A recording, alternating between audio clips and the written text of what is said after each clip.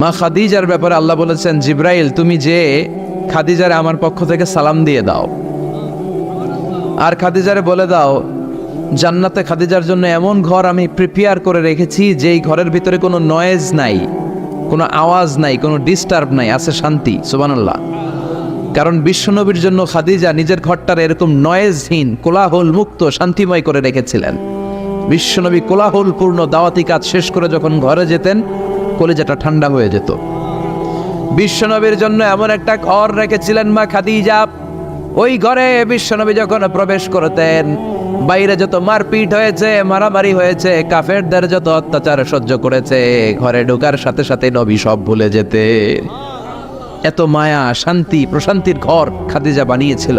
এজন্য আল্লাহ বলেছে, জিব্রাইল খাদিজারে বলো, খাদিজার জন্য এমন জান্নাত আমি রেখেছি যেই জান্নাতে কোনো সাউন্ড নাই, আওয়াজ নাই, ডিস্টার্ব নাই, কোলাহল নাই, কোনো নয়েজ নাই। চিল্লায় পড়েন আল্লাহু আকবার। এজন্য মায়েরা খাদিজার জীবনী থেকে শিক্ষা, স্বামীর জন্য ঘরটারে প্রশান্তিপূর্ণ করে রাখবেন। প্রশান্তির একটা জায়গা যেন হয়। কানের কাছে এসে বেশি বেশি ঘ্যান ঘ্যান করেন না। ঘরে ঢুকলেই চাল নাই, ডাল নাই, এটা লাগবে, ওইটা লাগবে, ছেলের ওইটা লাগবে। আস্তে আস্তে অনেক স্বামী হার্ট অ্যাটাক করে স্ত্রীর কারণে, জানেন ঠিক কিনা? ওই কয় ঠিক, সবাই ভুক্তভোগী। কমন পড়ে গেছে। দুই পক্ষরেই বললাম, স্বামীরাও সালাম দিবেন, স্ত্রীরাও দিবেন। সালাম মানে শান্তি, তো ঘরটারে শান্তি দিয়ে ভরে দিবে কে? আর একে অপরের প্রতি শ্রদ্ধাবোধ রাখবেন। তো নারীদেরকে খুশি করার জন্য আল্লাহ সূরা দিলেন, সূরাতুন নিসা। প্রাণীদের নামে অনেক সূরা আছে, সূরাতুল বাকারা আছে না নাই? বাকারা মানে কি? গাভী, গাভীর দুধ খাবেন। বিষ্ণু বলেছেন, গরুর গোশত খেয়েও কম, দুধ খেয়েও বেশি। আলাইকুম বি আলবানিল বাকার, তোমাদের উচিত গরুর দুধ খাওয়া। ফাইন্নাহা তুরাম্মু মিনাল আশজার, কেননা গরুর দুধ এটা হচ্ছে সবুজ ঘাস আর পাতার নির্যাস। ফি লাবানিহা শিফা, গরুর দুধে আছে শিফা। ও ফি লুহুমিহা দা, গরুর গোশতে আছে রোগ। গোশতে আছে কি? গরুর গোশত খাইলে রোগ বাড়ে না? অনেক ডাক্তার আছে, এরা সিরিয়াল নেয় না, যারা গরুর গোশত খায় বেশ, বলে লাল মাংস যারা খাবে এরা যেন আমার সিরিয়াল না দেয়। আছে না নাই? বিশ্বনবীর খাবারের তালিকায় দুধ ছিল। বিশ্বনবী বলতেন বেশি বেশি দুধ খেও। এবং বিষ্ণু বলেছেন, মায়েরা যেন তাদের বাচ্চাদেরকে দুধ খাওয়ায়। মায়ের বুকে প্রথম যে দুধটা আসে এটাকে বলে শাল দুধ। এটা বাচ্চার জীবনের প্রথম প্রাকৃতিক টিকা। সুবহানাল্লাহ পড়েন। আমরা কত টাকা দিয়ে দামি দামি টিকা দেই, কিন্তু প্রথম টিকাটা আল্লাহ ফ্রি দিয়েছেন। সুবহানাল্লাহ পড়েন। বাকারার নামে সূরা দিলেন, আনকাবুত মাকড়সার নামে সূরা দিলেন, নাহাল মৌমাছির নামে সূরা, নামাল পিঁপড়ার নামে সূরা। সুবহানাল্লাহ পড়েন। এইভাবে আপনি খুঁজলে কোরআনের চ্যাপ্টারগুলো যে কত সুন্দর সুন্দর নাম দিয়ে আল্লাহ দিয়েছেন, তার এই ধারাবাহিকতায় আজকের সূরাটির নাম দিয়েছেন আল্লাহ একটা ফলের নামে। কিসের নামে? 3 ফলের নামে। সূরার নাম কি? সাইয়েদনা বারা ইবনে আযিব রাদিয়াল্লাহু তাআলা আনহু বর্ণনা করেন, বুখারীর বর্ণনা। তিনি বলেন, সামি'তু রাসূলুল্লাহ ইয়াকরাউ সূরাতাত তিন ফি সালাতিল ইশা।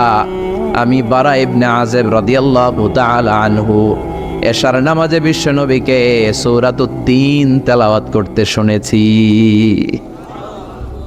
কোন নামাজে? কোন সূরা পড়তেন? কোন নামাজে? কোন সূরা? মনে থাকবে? পড়বেন তো? তিনি বলেছেন, এশার নামাজে আমি বিশ্বনবীকে সূরাতুত তিন তেলাওয়াত করতে শুনেছি। ফামা সামি'তু আহসানা সাওতিন মিন সাওতি রাসূলিল্লাহ, আল্লাহ রাসূলের কণ্ঠের চাইতে এত মধুর কণ্ঠ আমার জীবনে শুনি নাই। বিশ্বনবী যখন তেলাওয়াত করতেন, সাহাবাদের কলিজা ঠান্ডা হয়ে যেত। সাহাবারা মাঝে মাঝে খাবার না পেলে, ঘরে খাদ্য না থাকলে বিশ্বনবীর কাছে চলে আসতেন। এসে বিশ্বনবীর চেহারার দিকে তাকায় থাকতেন, ওনার কণ্ঠে তেলাওয়াত শুনতেন। বিশ্বনবীর তেলাওয়াত শুনলে চেহারার দিকে তাকায় থাকলে ক্ষুধার কথা তারা ভুলে যেতেন। কি কণ্ঠ ছিল বিশ্বনবী! অনেকে বলে সাইয়েদনা দাউদ আলাইহিস সালামের কণ্ঠ ছিল অনেক চমৎকার, এটা ঠিক, কিন্তু বিশ্বনবীর চাইতে বেশি সুন্দর না। আকাবা উপসাগরের তীরে বসে সাইয়েদনা দাউদ যখন তেলাওয়াত করতেন, সাগরের মাছগুলো সাগর ছেড়ে ডাঙায় চলে আসতো, বনের পশু বন ছেড়ে বাইরে আসতো, আকাশের পাখি আকাশ ছেড়ে দিয়ে নিচে নেমে আসতো। কিন্তু বিশ্বনবীর কণ্ঠটা এর চেয়েও বেশি সুন্দর ছিল। সুবহানাল্লাহ পড়া। বিশ্বনবী সারাদিন যেই কোরআনের আয়াতগুলো নাজিল হয়েছে, প্রত্যেক রাত্রে এশার নামাজের পর ঘরের মধ্যে বসে বসে আয়াতগুলো তেলাওয়াত করতেন। আর মক্কার আবু জাহেল, উতবা, সাইবা, ওয়ালিদ ইবনে মুগীরা সবাই লুকিয়ে লুকিয়ে তেলাওয়াত শোনার জন্য বাড়ির চিপায় চলে আসতো। আবু জাহেল, উতবা, সাইবা এটা কি বিশ্বনবীর পক্ষের লোক না বিপক্ষের? বিপক্ষের লোক হয়েও নবীর কণ্ঠের তেলাওয়াত শোনার জন্য পাগল। তাইলে কণ্ঠটা কি নরমাল কণ্ঠ ছিল? যেন তেন কণ্ঠ ছিল? আবু জাহেল ছিল মক্কা শহরের প্রেসিডেন্ট। সে ঘোষণা দিয়ে দিত, কেউ মুহাম্মাদের কণ্ঠের তেলাওয়াত শুনবা না, শুনতে যেতে পারবা না। সবাইকে নিষেধ করে রাত্রিবেলা চোরের মতো নিজেই যাইতো। সুবহানাল্লাহ পড়েন। হজের মৌসুমে আবু জাহেল ঘোষণা দিয়ে দিল, খবরদার, মক্কায় ঢুকার যতগুলো গেট আছে সবগুলো গেটে তোরা দাঁড়ায় থাকবি। হাজিদেরকে বলবি মক্কায় নতুন একটা পাগল এসেছে, তার কথা যারা শুনে তারাও পাগল হয়ে যায়। নাউজুবিল্লাহ পড়েন। তার কর্মী বাহিনী হজের মৌসুমে বিভিন্ন গেটে পাঠায় দিল। মক্কায় ঢুকার হাজিদের যত গেট, বিভিন্ন দেশ থেকে হাজিরা আসবে, কর্মীদেরকে বলে দিল তোরা বলবি এ এলাকায় নতুন এক পাগলের আমদানি হয়েছে, নাম মুহাম্মদ। পড়েন নাউজুবিল্লাহ। যারাই এই মুহাম্মাদের কণ্ঠের তেলাওয়াত শুনে তারাও পাগল হয়ে যায়। আদেশ অনুযায়ী কর্মীরা মক্কার গেটে দাঁড়িয়ে দাঁড়িয়ে হাজিদেরকে বলল, হাজি সাহেব হজে যান, জমজম খান, খেজুর খান, হজ করেন, সমস্যা নাই, কিন্তু নতুন এক পাগল আসছে, এই পাগলের নাম মুহাম্মদ। এই পাগলের কাছে যারা যায় হেরাও পাগল হয়ে যায়। হাজি সাহেবরা কোনোদিন এই মুহাম্মদ নামটা শুনে নাই, এই প্রথম শুনলো। শুই নাই মনে মনে কয়, যেদিকে যাব আর নাই যাব, আগে মুহাম্মদের কাছে যাব। সবার আগে কার কাছে যাব? কারণ মানুষের একটা অভ্যাস হচ্ছে, আল ইনসানু হারিসুন আলা মা মুনিয়া, মানুষের যেটা করতে নিষেধ করা হয় বেশি ওইটা মানুষ করে বেশি। মনে মনে হাজিরা বলে, তোমরা নিষেধ করছো তো অবশ্যই যাব, দেখি এই মুহাম্মদটাকে। তার মানে আমাদের বিরুদ্ধে অপপ্রচার করলে এটা আমার পক্ষের প্রচার হয়ে যায়। সুবহানাল্লাহ পড়েন। ইসলামের বিরুদ্ধে অপপ্রচার করলে এটা কি হয়ে যায়? প্রচার হয়ে যায়।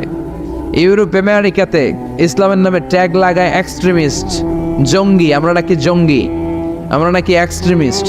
তো যারা সিভিলিয়ান আছে, খ্রিস্টিয়ান সিভিলিয়ান, ইউরোপ আমেরিকার সাধারণ জনগণ, তারা ভাবে ঘটনা নাকি মুসলমানদের বিরুদ্ধে এত কথা কেন? তারা ইসলাম নিয়ে গুগলে সার্চ করে, বিভিন্ন বই পড়ে, কোরআনের ইংলিশ ট্রান্সলেশন পড়ে। আগে তারা ইসলাম সম্পর্কে জানতো না, কিন্তু সবাই যখন বলা শুরু করছে জঙ্গি জঙ্গি জঙ্গি, ইসলাম মানে জঙ্গি, তখন তারা ইসলাম সম্পর্কে পড়তে শুরু করে দিয়েছে। পড়তে পড়তে ইসলামের সুন্দর বাণীগুলো পড়ে ওদের হৃদয় ঠান্ডা হয়ে যায়। যাদের নসিব ভালো, অনেকে কালিমা পড়ে মুসলমান হয়ে যায়। ইউরোপ আমেরিকাতে মুসলমানের সংখ্যা দিন দিন বাড়ছে। মাঝে মাঝে পত্রপত্রিকায় দেখবেন যে কনভার্টেড মুসলমান, ও মুসলমান, ও মুসলমান। ধারণা করা হচ্ছে 2070 সালের মধ্যে ইউরোপ আর আমেরিকায় মুসলমান হয়ে যাবে সংখ্যাগরিষ্ঠ। খ্রিস্টানদের ছাড়িয়ে মুসলমানদের সংখ্যা ইউরোপ আমেরিকায় বেড়ে যাবে। সুবহানাল্লাহ পড়েন। সেই দিন বেশি দূরে নয় যেদিন কালেমার পতাকা হোয়াইট হাউসের উপরে শোভা পাবে। ঘোষণাটা কার? চিল্লায় বলেন, ওয়াদাটা কার? আবু জাহেল ঘোষণা দিয়েছে কেউ যেতে পারবে না, কিন্তু লুকিয়ে লুকিয়ে নিজেই যায়। একটা নির্ধারিত সময়ে বিশ্বনবী তেলাওয়াত করতেন, আর ওই তেলাওয়াতের সময় আবু জাহেল, উতবা, সাইবা, ওয়ালিদ ইবনে মুগীরা সবাই লুকিয়ে লুকিয়ে বিশ্বনবীর ঘরের চারদিকে কান পেতে মধুর কণ্ঠের তেলাওয়াত শুনতো। ফ্রি ফ্রি আরামসে শুনতো এই তেলাওয়াত। বিশ্বনবীর তেলাওয়াত যখন শেষ হয়ে যেত, এরা ভাগলপুর দিত দৌড়। ফিরে যাওয়ার রাস্তা থাকতো একটা, কয়টা? দেখা হয়ে যেত। একজন আরেকজনকে দোষারোপ করতো। আবু জাহেল বলতো, কিরে তোর আসলি কেন? ওরা বলে, তুই এলি কেন? দিনের বেলা ভাষণ দেশ মুহাম্মদের বিরুদ্ধে, রাত্রেবেলা চোরের মতো তুই আসিস কেন? একে অপরকে দোষারোপ করে। আবু জাহেল বলে, ঠিক আছে, কাল থেকে আমিও আসবো না, তোরাও আসবি না। চল আমরা শপথ নেই যে কেউ আসবো না। দস্তখত দে, সিগনেচার দে, যেই আসবে তার মাথার চুল কামিয়ে আলকাতরা মেখে মক্কার বাজারে ঘুরিয়ে ঘুরিয়ে অপমান করা হবে। সবাই রাজি। আবু জাহেল বলে, দে। রাজি হইলে সিগনেচার দে। সবাইকে আবু জাহেল্লা, তুই নেতা, তুই আগে দে। আবু জাহেল 1 number, number 2 Utba, number 3 Saiba, সবাই সিগনেচার। কালকে কেউ যাবে না, কেউ যাবে না। দিন গড়িয়ে রাত আসে। বিশ্বনবীর যখন তেলাওয়াত করার টাইম, ওই টাইমে আবু জাহেলের তেলাওয়াত শোনার প্যারা উঠছে। যারা সিরিয়াল দেখে, সিরিয়াল দেখার প্যারা আছে না একটা? 9টায় সিরিয়াল শুরু হবে, 8:30 থেকে প্যারা ওঠে। কথা কন, আমার সিরিয়াল শেষ হয়ে গেল, সব কাজ বাদ দে, তাড়াতাড়ি টিভির সামনে বস। আছে না নাই? আবু জাহেলের প্যারা উঠছে, তেলাওয়াত শোনার প্যারা, টসিং অ্যান্ড টার্নিং, বিছানায় এপাশ ওপাশ করে আর মনে মনে ভাবে, হায় রে আর তো সময় নেই, এই তো শুরু হয়ে যাবে একটু পরে মোহাম্মদের তেলাওয়াত, না গেলে তো বড্ড মিস হয়ে যাবে, যাই। আজকে যেরকম দর্শকত নিছি আর ধমক দিছি, কেউ যাবে না, আমি নিশ্চিত কেউ যাবে না, আমি একটু যাই। উতবা, সাইবা, ওয়ালিদ ইবনে মুগীরা প্রত্যেকেই প্রত্যেকের ঘর থেকে এই একই কথা ভাবছে যে আজকে তো যেই থ্রেট দিছে আবু জাহিল্লাই, আজকে কেউ যাবে না, আমি একটু যাই। সুবহানাল্লাহ পড়েন। আজকেও সবগুলো যে হাজির, বিশ্বনবী মন্ত্রমুগ্ধ করা সুরের ঝংকার তুলে তেলাওয়াত করছেন, আর সবগুলো মন্ত্রে মুগ্ধের মতো তেলাওয়াত শুনছে। বিশ্বনবীর তেলাওয়াত শেষ, সব দিছে দৌড়। ফিরে যাওয়ার রাস্তা কয়টা? আজকেও দেখা। আবু জাহিল্লা কয়, কিরে তোরা আইলি কেন? সবাইকে আবু জাহিল্লা তুই আইলি কেন, একে অপরকে দোষারোপ করে। এই ঘটনাটা শোনানোর উদ্দেশ্য হচ্ছে বিশ্বনবীর কণ্ঠটা যেন তেন কোনো কণ্ঠ ছিল না, এই কণ্ঠে সুরের ঝংকার ছিল, ঠিক কিনা? এই জন্য সাইয়েদনা বারা ইবনে আযিব রাদিয়াল্লাহু তাআলা আনহু বুখারীর বর্ণনায় বললেন, ফামা সামি'তু আহসানা সাওতান মিন সাওতি রাসূলিল্লাহ, বিশ্বনবীর কণ্ঠের চাইতে এরকম সুরেলা কণ্ঠ আমার জীবনেও আমি শুনি নাই। আর বিশ্বনবীকে এই সূরাটা কোন নামাজে পড়তে শুনছে? পড়বেন তো আপনারা? আল্লাহ তৌফিক দান করো। এই সূরাটা আল্লাহ কসম দিয়ে শুরু করছে, কি দিয়ে? 3 ফলের কসম দিয়ে। মনে রাখবেন, মান কানা ইয়াহলিফ ফালইয়াহলিফ বিল্লাহ, যার কোনো কারণে কসম কাটতেই হয় সেজন্য আল্লাহর নামে কসম কাটে, আউলিয়াসমু, তার না হলে যেন চুপ থাকে। আল্লাহ ছাড়া কারো নামে কসম কাটা যাবে? কিন্তু আমাদের দেশে অনেক কিছুর নামে কসম আছে না নাই? আমরা কোরআন শরীফের নামে কসম কাটি, অনেক সময় কাবার নামে কসম কাটি, মায়ের বুকের দুধের কসম, বিদ্যার কসম কাটি না? কাটা যাবে? শিকারপুরের লোকের আর কি কি জিনিসের কসম কাটেন বলেন? হ্যাঁ, মায়ের কসম না, মায়ের কসম কাটা যাবে না। আর কি কি জিনিসের কসম কাটেন বলেন? আল্লাহর কসম কাটা যাবে। আর মাজারের কসম খাইস না, মাজারের কসম কাটা যাবে। আর কিসের কসম কাটে এই দেশে? বইয়ের কসম না, বইয়ের কসম কাটা যাবে না। আর আছে? হ্যাঁ, আল্লাহ ছাড়া কারো নামে কসম কাটা যাবে, কিন্তু আল্লাহ চাইলে সবকিছুর নামে কসম কাটতে পারেন। চিল্লায় কোন সুবহানাল্লাহ। সে আল্লাহ বললেন, ওয়াত্তিনি ওয়াজ্জাইতুনি ওয়াতুরি সিনিন ওয়া হাযাল বালাদিল আমিন। 3-এর কসম। কিসের কসম? 3 ফুলের কসম। এজন্য আল্লাহ বলেছেন ওয়াত্তিন। চিল্লায় বলেন, কি পড়েছেন?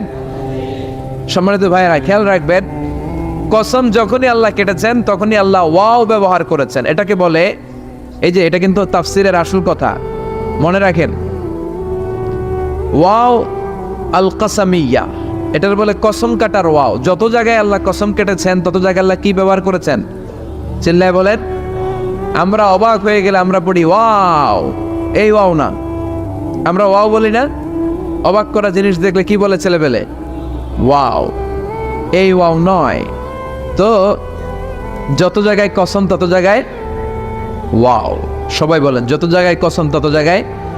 যেমন আল্লাহ কোরআনে যুগের শপথ করেছেন, সময়ের কসম করেছেন। আল্লাহ বলেছেন ওয়াল আসর। কি বলেছেন? ওয়াও আছে না নাই? আল্লাহ পাহাড়ের কসম করেছেন, আল্লাহ বলেছেন ওয়াত্তুর। আল্লাহ ফজরের কসম করেছেন, আল্লাহ বলেছেন ওয়াল ফাজার। জিলহজের প্রথম 10 রাতের কসম করেছেন, তিনি বলেছেন ওয়ালায়ালিন আশার। জোর আর বেজোরের কসম করেছেন, তিনি কি বলেছেন? ওয়াশফাঈ ওয়াল ওয়াতর। তারই ধারাবাহিকতা এখানে তিনি 3 ফলের কসম কেটেছেন, আর তিনি বলেছেন ওয়াত্তিন। চিল্লায় বলেন, তিনি কি বলেছেন?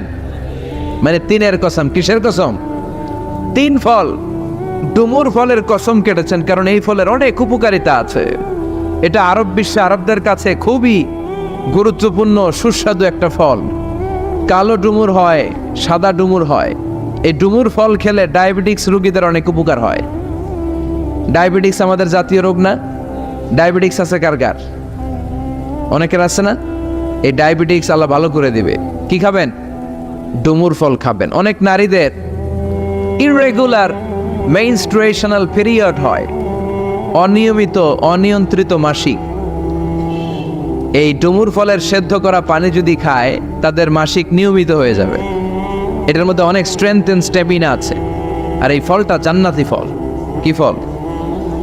এটা জান্নাতি ফল। এই তিন গাছটা জান্নাতের গাছ। সাইয়েদনা আদম আলাইহিস সালামকে আল্লাহ বললেন, ওয়ালা তাকরাবা হাযিহিশ শাজারাতা ফাতাকুনা মিনাজ যালিমিন। ও আদম, তুমি আর হাওয়া মিলে জান্নাতে ঘুরো, জান্নাতে খাওয়া দাওয়া করো, যা মনে চায় করো, কিন্তু একটা নিষিদ্ধ গাছ আছে, ওই গাছের কাছে যাওয়া যাবে না। কার কথা? সব খাও, সব করো, কিন্তু নিষিদ্ধ গাছের কাছে যাওয়া যাবে না। আদম আলাইহিস সালাম শয়তানের ওয়াসওয়াসায় পড়ে ওই গাছের ফলই খেয়ে ফেলতেন। ওয়ালাকাদ আহিদনা ইলা আদম মিন ক্বাবলু ফানাসিয়া ওয়া লাম নাজিদ লাহু আজমা।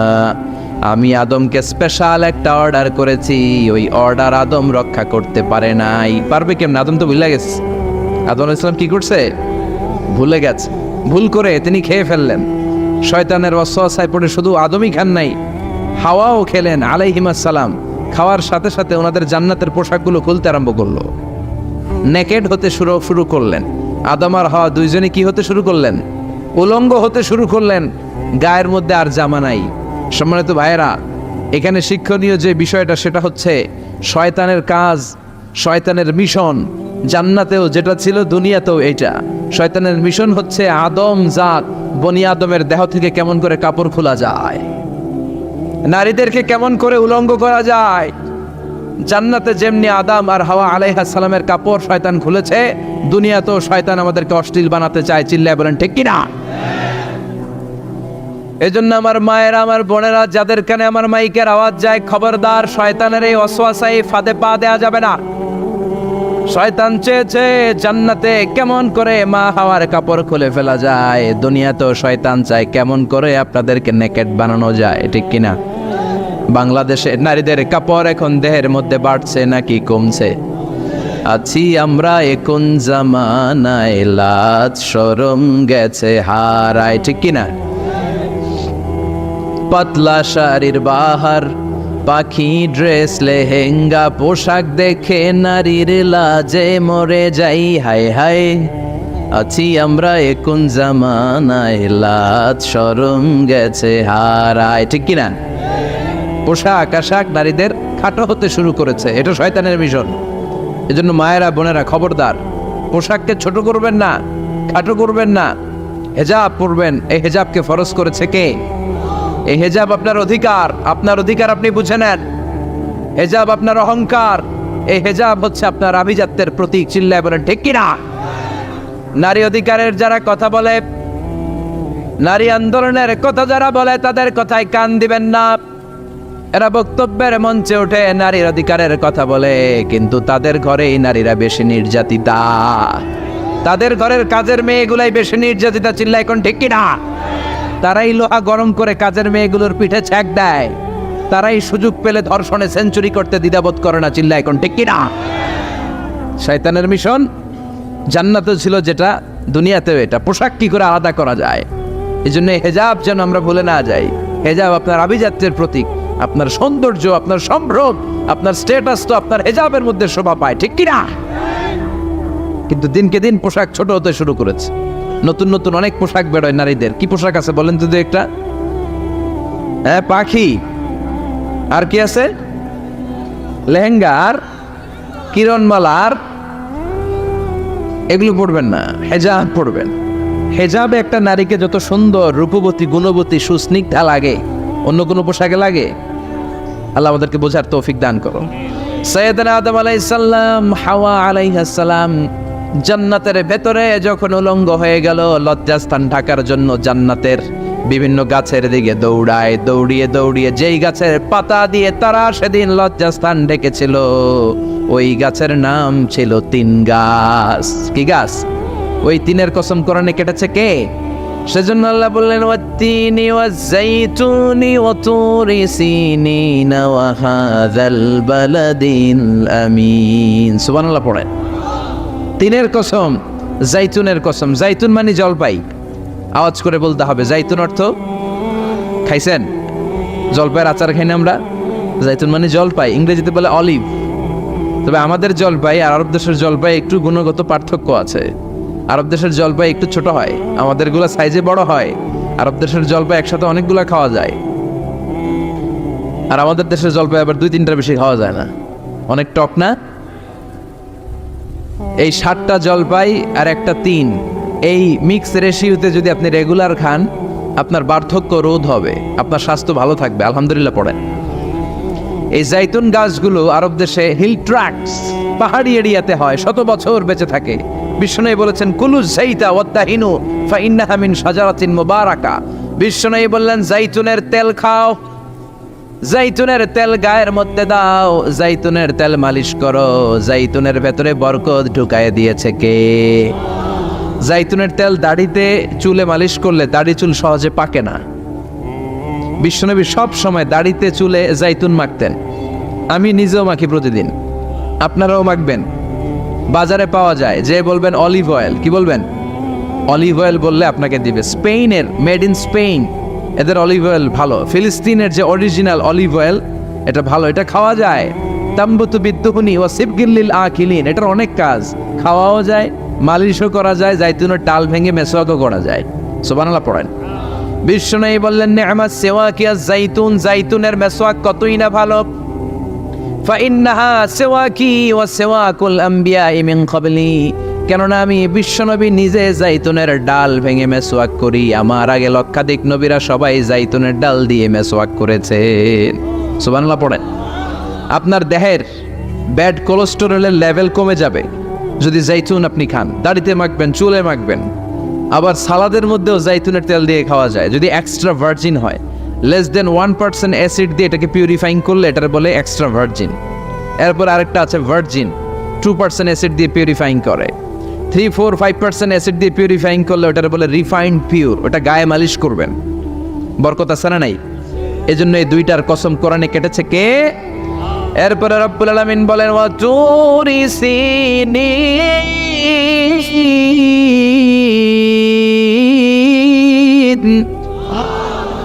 আমি তিনার জাইতুনের কসম যেমনি কোরআনের মধ্যে করলাম, সাথে সাথে তুর পাহাড়ের কসম কাটলাম। সুবহানাল্লাহ পড়েন। সাউথ সাইনা, দক্ষিণ সিনাইয়ে এই তুর পাহাড়ের অবস্থান। মিশরে 2টা জেলা আছে, উত্তর সিনাই, দক্ষিণ সিনাই। এই দক্ষিণ সিনাইতে 2285 মিটার উঁচু এই পাহাড়। সাইয়েদনা মুসা আলাইহিস সালাম এই পাহাড়ে উঠে কথা বলতেন কার সাথে? তাওরাতের মতো কিতাবকে আল্লাহ তাআলা কাঠের তক্তার মধ্যে লিখে এই পাহাড়ের উপর নাজিল করেছে। কাঠের তক্তা চিনেন? কাঠ দিয়ে মোটা মোটা তক্তা বানায় না? আল্লাহ নিজ হাতে তাওরাত লিখে এই কাঠের তক্তাগুলো সাইয়েদনা মুসা আলাইহিস সালামকে দিলেন, বললেন যাও, এটার মধ্যে হেদায়েত আছে, নূর আছে, বুরহান আছে, নিয়ে যাও, বনি ইসরায়েলের কাছে দাওয়াতের বাণী পৌঁছে দাও, তুমি বার্তাবাহ, যাও। সাইয়েদনা মুসা আলাইহিস সালাম দেখলেন ছোট্ট ছোট্ট কিছু কাঠের ফলকার তক্তা, ভাবলেন কাঁধের মধ্যে তুলে নিয়ে যাই, এর চেয়েও কত ভারী ভারী জিনিস আমি মুসা কাঁধের মধ্যে তুলে বেড়াই।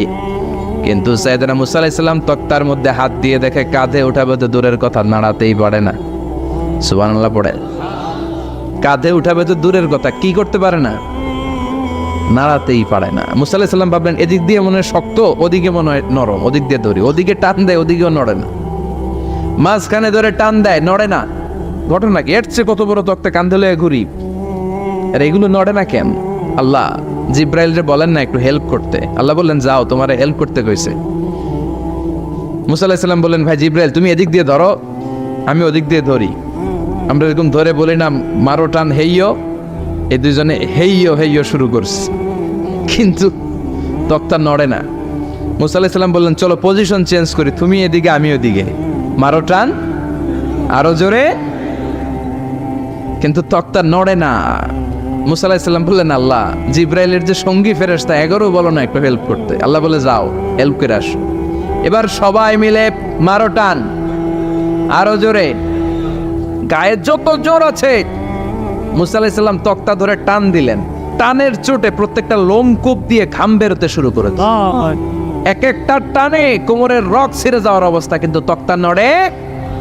আল্লাহ ডেকে বললেন মুসা রক ছিঁড়ার দরকার নাই, আর ঘেমে অস্থির আর ঘর্মাক্ত হওয়ার দরকার নাই। আসলে তক্তার এত ওজন না, কিন্তু তক্তার মধ্যে যেই বাণীগুলো আছে বাণীগুলো কার? এটা আমার বাণী রে মুসাব, এগুলো আমার কথা, এগুলো আমার দেওয়া কিতাব, এগুলো সাধারণ দুনিয়ার বাণী নয়, সাধারণ কথা নয়। এই জিনিসটা বোঝাবার জন্য তক্তার ওজন আমি বাড়িয়ে দিয়েছি। এবার ফেরেশতার সাহায্যের দরকার নাই, নিজেই টান দাও, দেখবা উঠাতে পারবা। সাইয়েদনা মুসা আলাইহিস সালাম এখন দেখে টান দিয়ে কাঁধে নেওয়া যায়। সুবহানাল্লাহ পড়েন। এই যে তুর পাহাড় তিনি মুসা আলাইহিস সালামকে দিয়েছিলেন, যেই পাহাড়ের উপরে, পাহাড়টার নাম তাওরাত কিতাব যে তিনি দিয়েছিলেন, যেই পাহাড়ের উপরে, ওই পাহাড়টার নাম কি? তুর পাহাড়। বিশ্বনবী মেরাজে যখন গিয়েছিলেন, সাইয়েদনা জিবরাইল এই তুর পাহাড়ে বিশ্বনবীকে নামিয়ে বললেন, অন্ধকার, ইয়া রাসূলুল্লাহ উদউল্লাহ, আল্লাহর কাছে দোয়া করেন। বিশ্বনবী বললেন, জিবরাইল দোয়া করলাম, কিন্তু কোন জায়গায় কোন পাহাড়ের উপরে আমার নামালাপ? আমি তো এলাকা চিনি না, পাহাড় চিনি না, কোন পাহাড় এটা? সাইয়েদনা জিবরাইল বললেন, নবী হাদিহি জাবাল মুসা তুরে সাইনা, এটা আপনার ভাই মুসার পাহাড়, তুর পাহাড়। সুবহানাল্লাহ। এটার চূড়ায় বিশ্বনবী দোয়া করেছেন। এবং ইয়াজুজ মাজুজের আক্রমণ থেকে বাঁচার জন্য ঈসা আলাইহিস সালাম কিয়ামতের আগে সব মুমিন বান্দাদেরকে নিয়ে তুর পাহাড়ের উপরে উঠবে। সুবহানাল্লাহ পড়ে। আমি নিজেই তুর পাহাড়ের উপরে উঠছি 2 বার জীবনে। আমি মিশরে ছিলাম, তো ওখানে আমি শিক্ষা সফরে 2 বার আমরা প্রায় তুরে সাইনাতে সফর করতাম। ঠান্ডা একটা এলাকা, মিশরে, পুরো মিশরে গরম, ওদিকে ঠান্ডা। 3 ধর্মের লোকদের জন্য এটা একটা তীর্থস্থান, সবাই যায়। ইহুদিরা যায়, খ্রিস্টানরা যায়, আমরাও যেতাম। মাঝরাতে তুর পাহাড়ে উঠতে হয়, ফজরের সময় পৌঁছতে হয়, আবার 7টা-8টার দিকে ব্যাক করতে হয়। 10টা-11টার পরে সূর্যের তাপে পাথরের পাহাড় এত গরম হয়, ওখানে কোনো মানুষ দাঁড়িয়ে থাকতে পারে না। আমরাও উঠতেছি কাঁধের মধ্যে ব্যাগ নিয়ে, খ্রিস্টানরাও উঠতেছে, ইহুদিরাও উঠতেছে। ওটার উপরে খ্রিস্টানদের একটা চার্চ আছে, গির্জা। ইহুদিদের আছে একটা ছোট্ট সিনাগগ। ইহুদিরা যে জায়গায় নামাজ পড়ে ওটারে কি বলে? সিনাগগ। খ্রিস্টানরা যেটাতে নামাজ পড়ে ওটারে বলে চার্চ, গির্জার। আমরা যেটাতে নামাজ পড়ি মসজিদ। আমাদেরও একটা মসজিদ আছে ছোট। ফজরের সময় উঠলাম, উঠে তাকিয়ে দেখি সূর্য কিরণে পুরো তুর পাহাড়ের সিলসিলাতুল জিবাল, পাহাড়ি রেঞ্জ ঝিকিমিকি আলোতে সূর্যের কিরণে চমৎকার এক আভা, রক্তিম আভা ধারণ করেছে। সবাই মিলে আল্লাহর কাছে দোয়া করলাম। এই তুর পাহাড়ের কসম কেটেছে কে? রব্বুল আলামিন বলেন, ওয়াত-তিনি ওয়াজ-যাইতুনি ওয়া তুরি সিনিনা ওয়া হাযাল বালাদিল আমিন। তিনের কসম, জাইতুনের কসম, তুর পাহাড়ের কসম, আর এই নিরাপদ শহরের কসম। এই নিরাপদ শহর দ্বারা উদ্দেশ্য হচ্ছে মক্কাতুল মুকাররমা। নিরাপদ শহর দ্বারা কোন শহর উদ্দেশ্য? মক্কা। যে মক্কার আগের নাম ছিল বাক্কা। মক্কার আগের নাম সবাই বলেন বাক্কা। মক্কার নামে আল্লাহ কোরআনে একটা সূরা দিয়েছে, সূরার নাম সূরাতুল বালাদ। লা উকসিমু বিহাযাল বালাদ ওয়া আনতা হিল্লুম বিহাযাল বালাদ। সুবহানাল্লাহ পড়েন। আবার এই শহরের নাম দিলেন আল্লাহ উম্মুল কুরা, জনপদ সমূহের মা। এই শহরের মধ্যে যারাই প্রবেশ করবে নিরাপত্তা দিবে কে? আবার এই শহরের মাঝখানে আল্লাহ এমন একটা ঘর তৈরি করেছে, গোটা বিশ্বের সব মুসলমান ওই ঘরের দিকে মাথা নুইয়ে সিজদায় লুটিয়ে পড়ে। সুবহানাল্লাহ পড়েন। ইন্না আউওয়ালা বাইতি উদিআ লিন-নাস লাল্লাযী বিবাক্কাতা মুবারাক। এই কাবা ঘরকে কেন্দ্র করে প্রতিদিন 120টা রহমত নাজিল হয়। চিল্লায় বলেন তো কয়টা? 60 লিত-তাইফিন, 60টা রহমত যারা তাওয়াফ করে তাদের জন্য। 40 লিল মুসাল্লিন, 40টা রহমত যারা নামাজ পড়ে তাদের জন্য। 60 আর 40-এ কত? বাকি আছে কয়টা? ওয়ালা 20 লিন-নাযিরিনা ইলাল কাবা, বাকি 20টা রহমত যারা তাওয়াফও করে না, নামাজও পড়ে না, শুধু কাবার দিকে তাকিয়ে থাকে। সুবহানাল্লাহ পড়েন।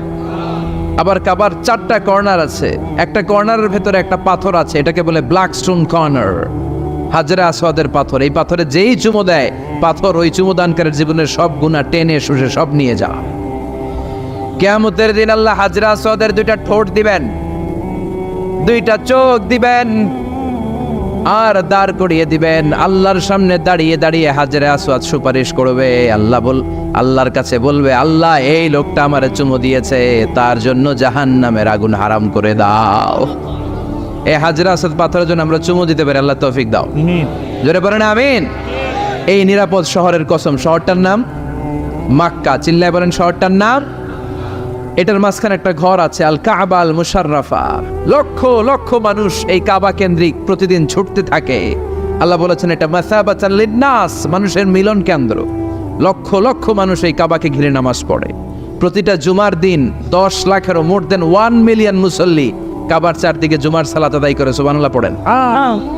আজান হওয়া মাত্রই মৌমাছির মতো মানুষগুলো ছুটতে থাকে। কাবার আজান শুনেছেন? আল্লাহু আকবার, আল্লাহু আকবার,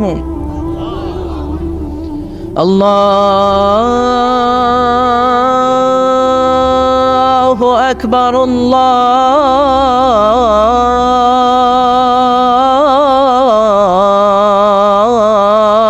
আকবার।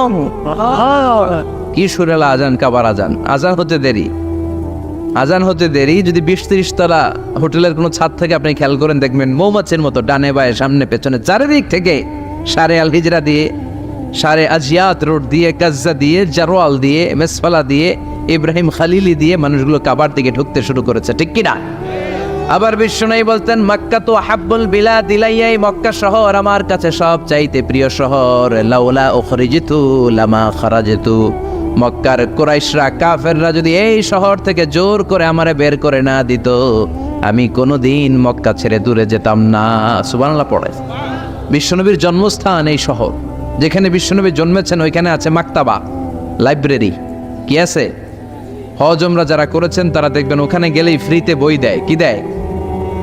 বিশ্বনবীর জন্মস্থানে গেলে যেই ভাষার হন, বাঙালি গেলে বাংলায়, ইংরেজ গেলে ইংরেজিতে, পাকিস্তানিরা গেলে হিন্দিতে, সবাইকে ফ্রিতে বই দেয়া হয়। তার মানে বিশ্বনবীর জন্মস্থানে গেলেই বই পাওয়া যায়, ঠিক কিনা? বিশ্বনবীর জন্মস্থানের ঠিক পাশেই আবু জাহেলের জন্মস্থান। ওইখানে কি আছে জানেন?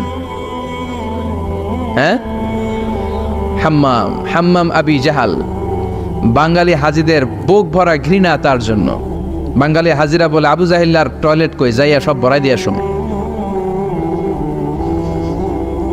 জেদ্দাতে নেমেই খুঁজতে আরম্ভ করে, আবু জাহেলের টয়লেট কই। সবাই বলে, এই না জেদ্দায় আসলেন, মক্কা তো আর 80 কিলো দূরে, আপনি যাবেন, ওমরা করবেন, বিশ্রাম নেবেন হোটেল, এরপরে জিয়ারা যখন করায় তখন ওখানে নেয়। কিন্তু নাইম্মাই কই, আবু জাহেলের টয়লেট কই। কি ক্ষোভ তার প্রতি, না? কি ক্ষোভ আর ঘৃণা! আর বিশ্বনবীর জন্য অন্তর ভরা ভালোবাসা আছে না নেই? এজন্য ইসলাম হচ্ছে শান্তির ধর্ম। জঙ্গিপনা যারা করে, সন্ত্রাসবাদের কথা যারা সমাজে উস্কে দেয়, তাদের জন্য ইসলামে কোনো শান্তি নাই। আবু জাহেল ছিল সন্ত্রাসদের লিডার, ঠিক কি না? Leader of the all terrorist, কুখ্যাত ইন্টারন্যাশনাল সন্ত্রাসী আবু জাহেল। আর বিশ্বনবী ছিলেন মুজাহিদ। বিশ্বনবী কি ছিলেন? মুসা আলাইহিস সালাম ছিলেন মুজাহিদ। ফেরাউন ছিল কুখ্যাত সন্ত্রাসী আর জঙ্গি, ঠিক কিনা? সাইয়েদনা ইব্রাহিম ছিলেন মুজাহিদ আর নমরুদ ছিল জঙ্গি, ঠিক কিনা? যারা ইসলামের পক্ষে কথা বলে তারা মুজাহিদ, আর যারা ইসলামের বিপক্ষে তারা সন্ত্রাস আর জঙ্গি। চিল্লায় বলেন ঠিক কিনা? সে আল্লাহ ডেকে বললেন, গোলামুত্তিনি ওয়াজ-জাইতুনি ওয়া তুরি সিনিন ওয়া হাযাল বালাদিল আমিন। 3 ফলের কসম, জাইতুনের কসম, তুর পাহাড়ের কসম, বিশ্বনবীর জন্মস্থান মক্কাতুল মুকাররমার কসম। 4টা জিনিসের কসম কেটেছে কে? কয়টা জিনিসের? 4টা জিনিসের কসম কেটে আল্লাহ একটা কথা বলবেন। ওই কথাটার গুরুত্ব বেশি না কম? লাকাদ খালাকনাল ইনসানা ফি আহসানি তাকওয়িম। সবাই পড়েন, লাকাদ খালাকনাল ইনসানা ফি আহসানি তাকওয়িম। নিশ্চয় আমি মানুষের চেহারাটারে, আকৃতিটারে বড্ড চমৎকার আকৃতি দিয়ে তৈরি করেছি। সুবহানাল্লাহ। মানুষের মতো কোনো সুন্দর প্রাণী পৃথিবীতে নাই। আছে? গরু দেখবেন সবগুলোর চেহারা একরকম। কুকুরের অলমোস্ট সব কুকুরের কেন্দ্রীয় চেহারা এক, সব ছাগলের কেন্দ্রীয় চেহারা এক। কিন্তু একটা মানুষের সাথে আরেকটা মানুষের চেহারা মিলে? আমার সাথে হুজুরের চেহারার মিল আছে, হুজুরের সাথে ভাইয়ের, ভাইয়ের সাথে আপনার। এই পৃথিবীতে 70 ভাগ জল আর 30 ভাগ হচ্ছে স্থল। এই যে ভূখণ্ডগুলোতে, টেরিটরিগুলোতে আমরা থাকি, এটা 30 ভাগ পৃথিবীর, আর 70 ভাগ শুধু হানি আর হানি, শুধু পানি আর পানি। তো এত পানি এক একটা সাগরে, এই সব সাগরের পানি যদি কালি হয়ে যায়, আর এই পৃথিবীতে সব গাছের পাতা, গাছ কত হবে পৃথিবীতে? কল্পনা করা যায়? এক আফ্রিকার জঙ্গলের দিকে যদি আপনি তাকান, কত লক্ষ লক্ষ প্রজাতির গাছ আল্লাহ তাআলা তৈরি করে রেখেছে, ঠিক কি না?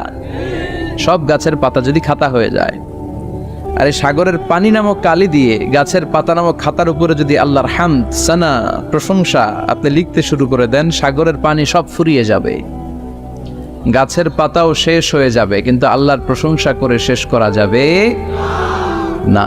এজন্য প্রশংসা হবে কার? সকালবেলা প্রশংসা কার? বিকেলবেলা, ঘুমের সময়, ঘুম থেকে ওঠার সময়, টয়লেটে ঢোকার সময়, যৌতুক খাওয়ার সময়। কার আছে? এলাকায় যৌতুক আছে? এই যৌতুকের সাথে আমাদের কোনো সম্পর্ক নাই। এটা একটা সামাজিক ব্যাধি। আপনারাই পারেন সংঘবদ্ধ হলে এই সামাজিক ব্যাধি সমাজ থেকে দূর করতে। যৌতুকের সাথে ইসলামের কোনো সম্পর্ক। ইসলাম দিয়েছে মাহার, ইসলাম দিয়েছে স্বামীর উপর দায়িত্ব স্ত্রীকে, ওয়া আতুন নিসা সাদাকাতিহিন্না নেহলা, সন্তুষ্ট চিত্তে তুমি তোমার স্ত্রীকে মাহার দিবে। আর আমরা মহর বাদ দিয়ে ডিলিট করে এখানে ঢুকাইছি কি? যৌতুক, যে আপনিও সন্তুষ্টি চিত্তে আমার একটা হুন্ডা দিবেন। আছে না নাই? এখন কি নেয়? যৌতুক কি নেয় এদেশে? হ্যাঁ, মোটর সাইকেল কি নেয়? অ্যাপাচি।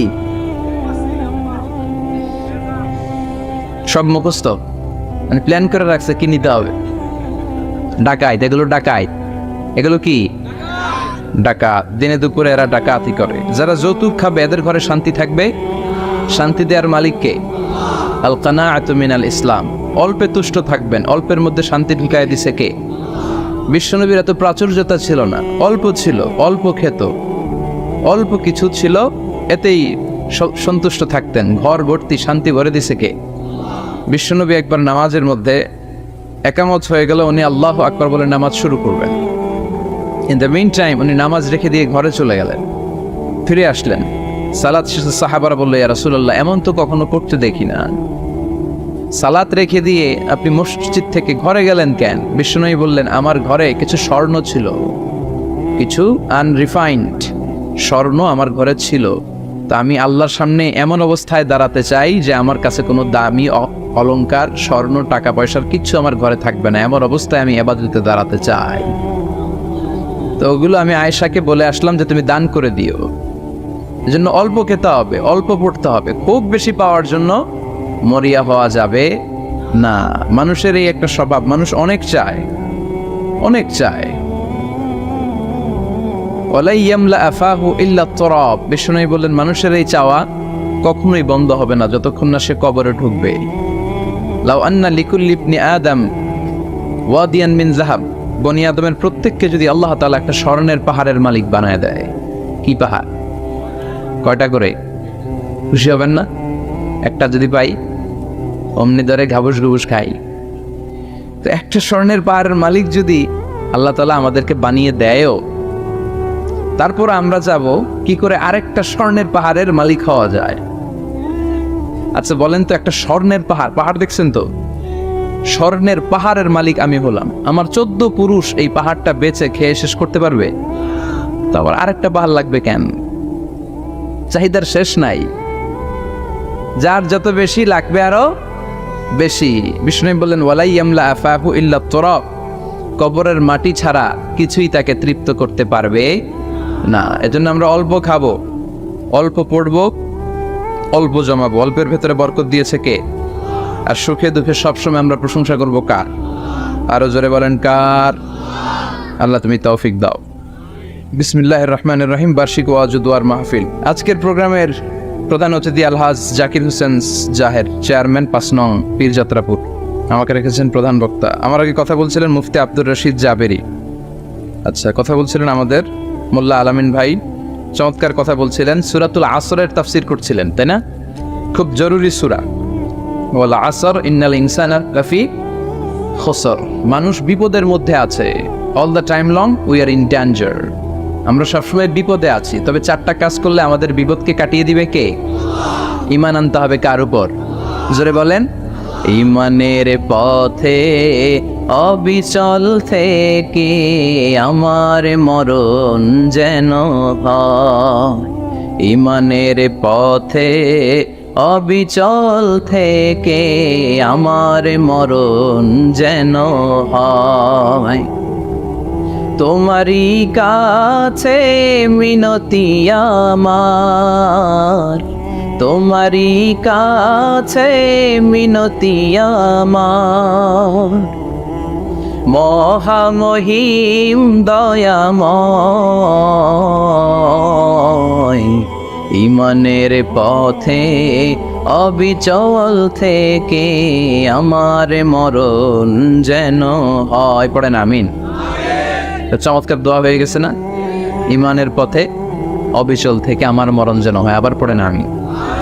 তো যেই ইসলামী সঙ্গীতগুলোর, নাশিদগুলোর কথামালা সুন্দর, এগুলো আপনারা গাবেন, এগুলো হৃদয়কে টাচ করে। যেগুলো হৃদয় থেকে লেখা হয় এগুলো হৃদয়কে টাচ করে। যেগুলো হৃদয় দিয়ে বলা হয় এগুলো মানুষের অন্তরে যে টাচ করে, ঠিক কি না? বিশ্বনবী যা বলতেন হৃদয় থেকে বলতেন, প্রাণ খুলে বলতেন, প্রাণ থেকে বলতেন, যেটা মানুষের হৃদয়কে টাচ করত। আবার বিশ্বনবী কথা বলতেন কম, কিন্তু এটার অর্থ ছিল ব্যাপক। বিশ্বনবী বলতেন উতিতু জাওয়ামি আল কালিম, আমাকে আল্লাহ তাআলা জাওয়ামি আল কালিম দিয়েছে। বিশ্বনবী বলতেন অল্প, বলতেন অল্প, কিন্তু এটার অর্থ, ব্যাখ্যা, বিশ্লেষণ ভলিউমের পর ভলিউম হয়ে যায়, কিন্তু ব্যাখ্যা শেষ হয় না। সুবহানাল্লাহ। আবার বিশ্বনবী বলতেন নুসিরতু বিররবি মাসিরাতা শাহর, আমি যে এলাকায় দাঁড়িয়ে থাকি এলাকার ডানে বায়ে সামনে পেছনে 1 মাসের দূরত্বের রাস্তা পর্যন্ত ওই জায়গায় কোনো কাফের দাঁড়িয়ে থাকলে আমার ভয়ে তার অন্তর থার থার করে কাঁপে। ভয় দিয়ে বিশ্বনবীকে আল্লাহ তাআলা সাহায্য করেছেন। 1 মাস ডানে বায়ে সামনে পেছনে 1 মাসের দূরত্বের ভেতরে যদি কোনো কাফির মুশরিকদের আন্ডা বাচ্চাও থাকে, যত দূরেই থাকুক, বিশ্বনবীর ব্যাপারে তার অন্তরে ভয় আর ধুকধুকানি শুরু হয়ে যায়। সুবহানাল্লাহ পড়েন। এজন্য আমরা বিপদ কাটাতে পারবো না যতক্ষণ না ইমানদার না হতে পারি। পাক্কা ইমানদার হতে হবে। ওয়ালা তালবিসু ঈমানাহুম বিযুলমিন, তোমাদের ঈমানকে জুলুমের সাথে মিশ্রিত করো না। জুলুম মানে শিরক, শিরকের সাথে আমাদের কোনো সম্পর্ক নাই। ঈমান হতে হবে পাক্কা ঈমান। ঈমানের সাথে যদি শিরক ঢুকে ওটা কি পাক্কা ঈমান হয়? খালিস ঈমান হয়? মসজিদে যে নামাজও পড়েন, মাজারে যে সেজদাও দেন, এরকম আছে না নাই? মসজিদে যে আল্লাহর কাছে যায়, মাজারে যে বাবার কাছে চায়, আছে না নাই? মসজিদেও দান করে, আবার মাজারে যেও দান করে, আছে না নাই? না, আপনার এই ডবল স্ট্যান্ডার্ডকে থামিয়ে দিতে হবে, এটাকে ব্রেক করে ফেলতে হবে। আপনি চাইবেন শুধু একজনের কাছে, তিনি কে? বিশ্বনবী বলতেন ইদা সাআলতা ফাসআলিল্লাহ, যখন চাইবা আল্লাহর কাছে চাও। হাত পাতবেন কার কাছে? ওয়া ইদা ইসতাআনতা ফাসতাইন বিল্লাহ, সাহায্য যদি চাও একমাত্র কার কাছে যাবা? আমাদেরকে সাহায্য করতে পারে কে? বিপদে পড়লে উদ্ধার করতে পারে কে?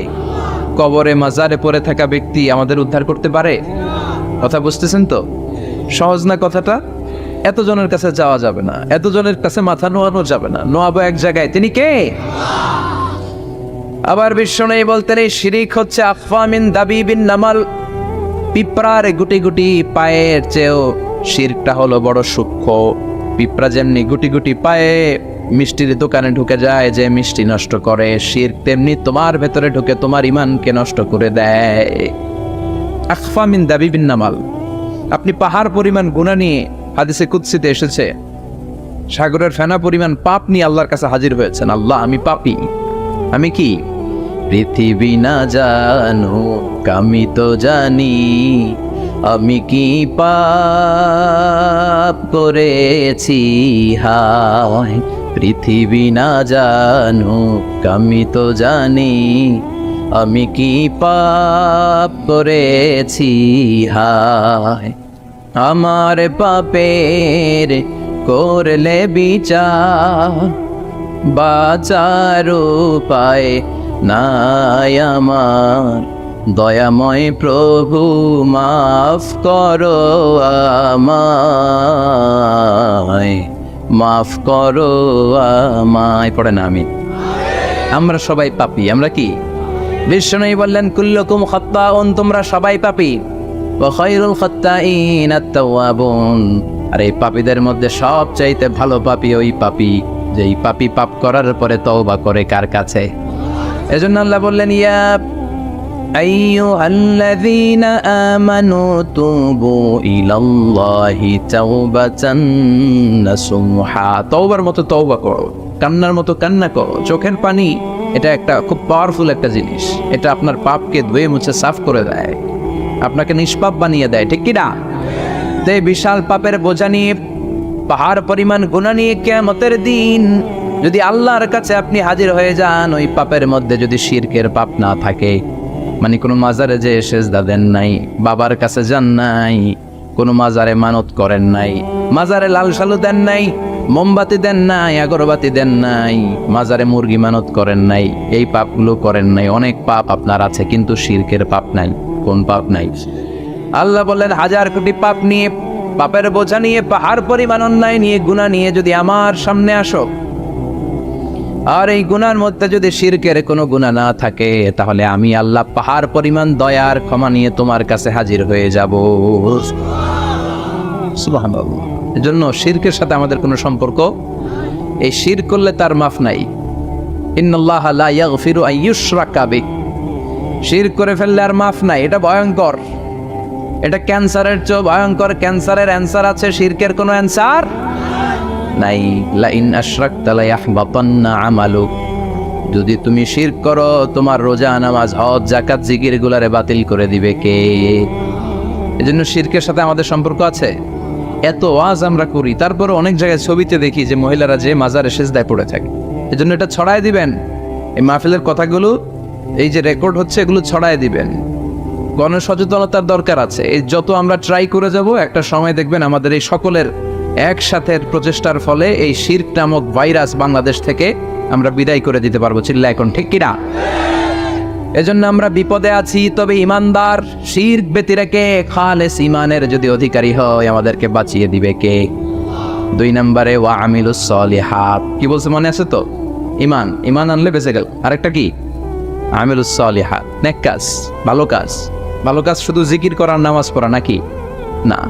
আপনি কাউকে পরামর্শ দিলে এটাও ভালো কাজ। ঋণ দিবেন, ঋণ দিলে আপনার মর্যাদা বাড়ায় দিবে কে? অভুক্তকে খাওয়াবেন, বিপদে পড়লে সাহায্যের হাত বাড়িয়ে দিবেন, রাস্তায় দাঁড়িয়ে আছেন একজন, পথ চেনে না, পথ দেখিয়ে দিবেন, এটা অনেক সওয়াব। সূরা ফাতিহা একজনরে পড়ায় দেন, ওই লোক সারা জীবন সূরা ফাতিহা যতবার পড়বে, তার একটা পার্সেন্টেজ সওয়াব আপনার আমলনামায় দিবে কে? তারপরে মানুষকে টাকা দিয়ে সাহায্য করবেন, অসুস্থ হয়ে গেলে, রক্তের প্রয়োজন হলে গায়ের রক্ত দিয়ে সাহায্য করবেন, কবুল করবে কে? রক্ত দেয়া অনেক বড় ইবাদত, জানেন এটা? মুমূর্ষু ব্যক্তিকে যদি রক্ত দেন, আপনার এই রক্তের কারণে যদি কারো প্রাণ বেঁচে যায়, তাহলে আপনি কেমন যেন গোটা বিশ্বের সব মানুষের প্রাণ বাঁচিয়ে দিলেন। একজনকে বাঁচানো মানে সবাইকে বাঁচানো, একজনকে মারা মানে সবাইকে মারা। বিশ্বনবী বললেন, আল ইনসান বুনিয়ানুম মারসুস, সব মানুষগুলো হলো আল্লাহর পক্ষ থেকে সীসা ঢালাই করা প্রাচীর। একজনকে নষ্ট করা মানে প্রাচীরটাকে ভেঙে দেয়া, ঠিক কিনা? তাহলে ঈমান আনতে হবে কার উপর? আর আল্লাহর সন্তুষ্টির জন্য সৎকর্ম করতে হবে। তারপরে একে অপরকে ভালো কাজের জন্য পরামর্শ দেওয়ার দরকার আছে না নাই? হক আর সবর, আমরা হকের পক্ষে থাকবো, রাজি আছেন তো? আর আমরা সব সময় ধৈর্যশীল থাকবো, রাজি আছেন? ইন্নামাস সাবর ইনদা সাদামাতিল উলা, বিপদের প্রথম ধাক্কায় ধৈর্যটা ধারণ করতে হবে। অনেকে বিপদ আসলে পেরেশান হয়ে যায়, চিল্লা ফাল্লা শুরু করে দেয়, কান্না শুরু করে দেয়, বিলাপ করে। বেশিরভাগ মহিলারা এটা করে, ঠিক কিনা? বিষ্ণু বললেন, বিপদের প্রথম ধাক্কায় কেমন সবর করলা, এটাই দেখার বিষয়। ইন্নামাস সাবর ইনদা সাদামাতিল উলা, বিপদের প্রথম ধাক্কায় যে সবর ধরতে পারে সেই আসল সবুর, সেই আসল কি? সবর মানে ধৈর্য ধারণকারী। বিশ্বনবী দোয়া করতেন, আল্লাহ আপনি আমারে ধৈর্যশীল বানান। আল্লাহুম্মা জাআলনি সাবুরা ওয়া জাআলনি শাকুরা, আপনি আমারে ধৈর্যশীল বানান, আপনি আমারে শুকরগুজার বানান। ওয়া জাআল ফি আইনি সাগীরা ওয়া ফি আয়ুনিন নাসি কাবীরা, আমার চোখে আপনি আমারে ছোট বানান, মানুষের চোখে আমারে আপনি বড় বানান। পড়ে না আমি, আরো জোরে পড়ে না আমি। 4টা ওয়াজকাল থাকবে তো? আলামিন ভাইয়ের প্রথমে কি করতে হবে? ঈমান, ঈমানের পরে সৎকর্ম, তারপরে হক আর সাবর, এগুলো মেনে চলতে হবে। রাজি আছেন তো? আরো জোরে পড়েন ইনশাআল্লাহ। আসুন আমরা আল্লাহকে ফরমালি থ্যাঙ্কস দেই, শুকরিয়া জানাই, কালিমাত শুকুর করি, আওয়াজ করে আমরা পড়ি আলহামদুলিল্লাহ।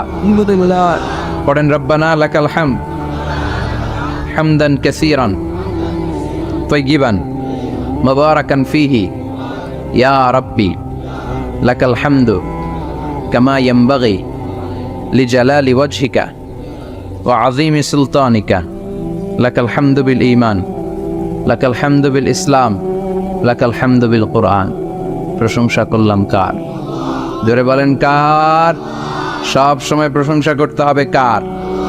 সে আল্লাহর পাঠানো সব চাইতে দামি মর্যাদাবান আসমানি কিতাবের নাম হচ্ছে কি? চিল্লায় বলেন কি নাম? এই যে সূরাতুল আসর তেলাওয়াত করেছে, কোন কিতাবে আছে? কথা বলেন। এই কোরআনটা হচ্ছে নূর, এই কোরআনটা হচ্ছে হিদায়াত, এই কোরআনটা হচ্ছে শিফা, এটা হচ্ছে আলো। এই কোরআন থেকে আলো নিয়ে নিজেদেরকে আলোকিত করতে হবে। কি করতে হবে? আলো। আলোর দরকার আছে না নেই? আলো ছাড়া কিছু দেখা যায়? এজন্য কোরআনকে আলো বানিয়ে পাঠালো কে? রব্বুল আলামিন বলেন, কিতাবুন আনজালনাহু ইলাইকা লিতুখরিজান নাসা মিনাল যুলুমাতি ইলান। ও নবী, একটা কিতাব পাঠালাম, যেই কিতাব অন্ধকার থেকে আপনাদেরকে আলোর দিকে নিয়ে যাবে। কোন দিকে নিবে? জোরে বলেন। আমরা আলোর পথের সৈনিক, আমরা জান্নাতে যেতে চাই। জান্নাতে যেতে হলে যে বইটা মানতে হবে, বইটার নাম কি? তাহলে এই কিতাবে আল্লাহ আলো দিলেন, আবার হেদায়েত দিলেন। আল্লাহ বললেন, যালিকাল কিতাবু লা রাইবা ফী হুদাল লিল মুত্তাকিন। হুদাল লিল মুত্তাকিন, guide book to those who are মুত্তাকিন। তাহলে গাইড বুক পেলাম, আলো পেলাম, আবার এটার ভেতরে শেফা আছে। কি আছে?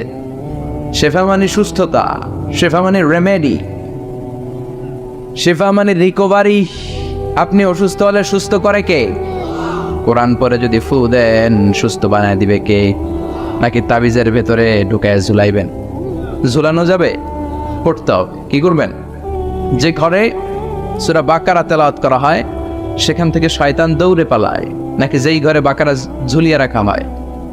হ্যাঁ, পড়তে হবে। পরে ফু দেন, সুস্থ করবে কে? এই কিতাবের সর্বপ্রথম যে সূরাটা আল্লাহ দিলেন, ভূমিকা সূরা, এটার নাম হচ্ছে ফাতিহা। ফাতিহা মানে কি? ভূমিকা। এই সূরাটা দিয়ে আল্লাহ এই কোরআনটাকে খুললেন। পুরো কোরআনে যা আছে এই ফাতিহার 7 আয়াতের ভেতরে তা আছে। আবার এই 7 আয়াতের ব্যাখ্যা শুরু করে দিলে 30 পারা কোরআন হয়ে যায়। কোন সুবহানাল্লাহ। বিশ্বনবী নাম দিলেন সূরাতুশ শিফা, শেফার সূরা। অসুস্থ ব্যক্তিকে সূরাতুল ফাতিহা পড়ে ফু দিলে সুস্থ করে দেয় কে? বুখারীর বর্ণনায় বিশ্বনবীর কিছু সাহাবারা মরুভূমিতে সফর করছিলেন। এক লোক অসুস্থ ছিল, কেউ কোনো জাদু মন্ত্র পড়ে ফু দিয়ে তাকে সুস্থ করতে পারছিল না। সাহাবারা বলল, আমরা পারবো। সবাই বলল, তোমরা বেদুইন, পারবা কেমনে? যাও মিয়া। সাহাবারা বলল, আমাদের কাছে এমন জিনিস আছে, এটা পড়ে ফু দিলে অসুস্থরে সুস্থ করে কে? সবাই বলে, তাইলে আসো, সুস্থ করো। সাহাবারা বলে, তাহলে আমাদেরকে খাসি দিবা 100টা, এক পাল ছাগল দিবা। কতিফু গানাম। বিশ্বনবীর এক সাহাবী ওই সাপে দংশন করা লোকটার পাশে বসে সূরাতুল ফাতিহা পড়ে ফু দিতে দেরি মুহূর্তের মধ্যে অসুস্থ ব্যক্তিটারে সুস্থ করে দেয় কে? বিশ্বাস হয়? হ্যাঁ, বাবুল ইস্তিশফা বিল কোরআন। কোরআন দিয়ে শিফা নাও। কি নেওয়ান? শিফা। অসুস্থ হয়েছেন, সূরা ফাতিহা পড়েন, সূরা ইখলাস পড়েন। বিশ্বনবীর হাতে একবার বিচ্ছু কামড় দিল, বিশ্বনবী সূরাতুল ইখলাস পড়লেন, সূরাতুল ফালাক পড়লেন, নাস পড়ে ফু দিলেন, ভালো করে দিল কে? আমরাও যারা অসুস্থ, আমরাও যদি ইখলাস, ফালাক, নাস পড়ি, ফাতিহা পড়ে ফু দেয়, আমাদেরকে ভালো করবে কে? বিশ্বাস হয়? বিশ্বাস হয় না কার? দেখি। সবার হয়? আল্লাহ আমাদের বিশ্বাস করো, মজবুত করো। আরো জোরে পড়ি আমিন। আসেন আমরা সরাসরি এবার তাফসিরের দিকে যাই। আমি ছোট্ট একটা সূরা তেলাওয়াত করেছি, 11টি আয়াত বিশিষ্ট। সূরাটার নাম সূরাতু আল কারিয়া। কি নাম? সবাই বলেন, সবাই বলেন কি নাম? আল কারিয়া। মাক্কি সূরা। কি সূরা? সবাই বলেন। মনে রাখতে হবে, এই যে উনি সূরা আসর থেকে কি বললো, কি পয়েন্টস গুলো নিয়ে যেতে হবে, যে এটা এটা এটা। সূরাতুল কারিয়ার কি পয়েন্টস গুলো কি নিয়ে যেতে হবে, এইটা এটা এটা। সূরা ফাতিহার মধ্যে আল্লাহ বেসিক কি কি পয়েন্ট হাইলাইট করেছেন, এগুলো আমাদেরকে শিখে যেতে হবে। তা না হলে শুধু আসলাম, স্লোগান দিলাম, কাঁদলাম, মোনাজাত করে জিলাপি নিয়ে চলে গেলাম, কোনো লাভ হইল?